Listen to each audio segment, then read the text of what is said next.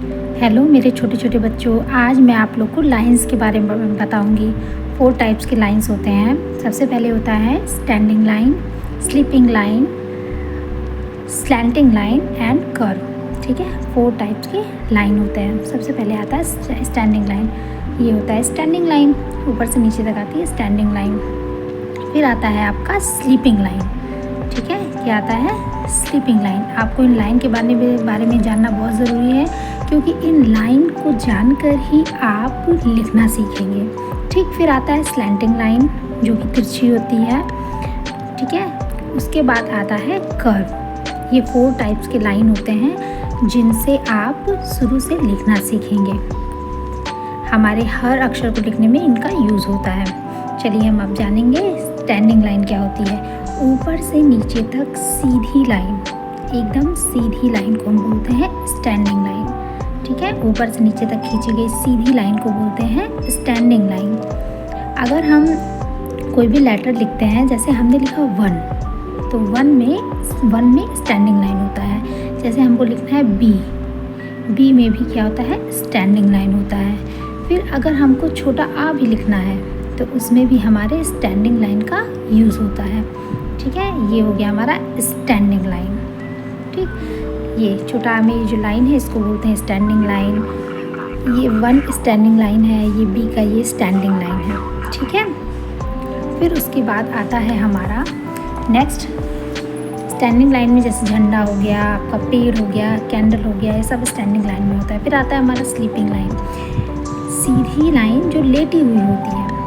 ठीक है, लेटी हुई सीधी लाइन को हम बोलते हैं स्लीपिंग लाइन। ठीक, इससे भी हमारे कई सारे वर्ड बनते हैं। सबसे पहले देखिए हमारा क्या बनता है। जैसे अगर हमें बनाना है ए फॉर एप्पल, देखिए बीच में जो लाइन खींची ना, इसको बोलते हैं स्लीपिंग लाइन। ये है हमारी स्लीपिंग लाइन।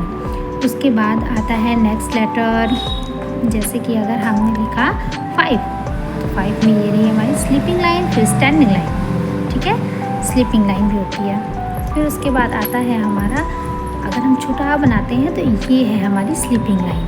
ठीक है, स्लीपिंग, और ये है स्टैंडिंग लाइन। स्लीपिंग लाइन इसे बोलते हैं।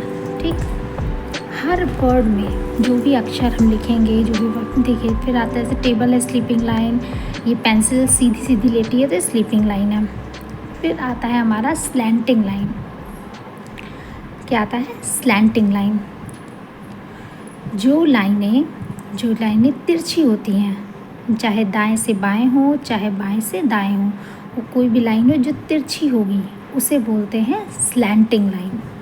क्या बोलते हैं, स्लैंटिंग लाइन। जैसे अगर हमने ए फॉर एप्पल लिखा तो देखो ये दोनों लाइनें हैं ना, ये दोनों लाइनें हैं स्लैंटिंग लाइन। फिर ये हो गया स्लीपिंग लाइन, ये है हमारी स्लैंटिंग लाइन, और ये है हमारी स्लीपिंग लाइन। इससे बन गया ए। उसके बाद लेटर आता है,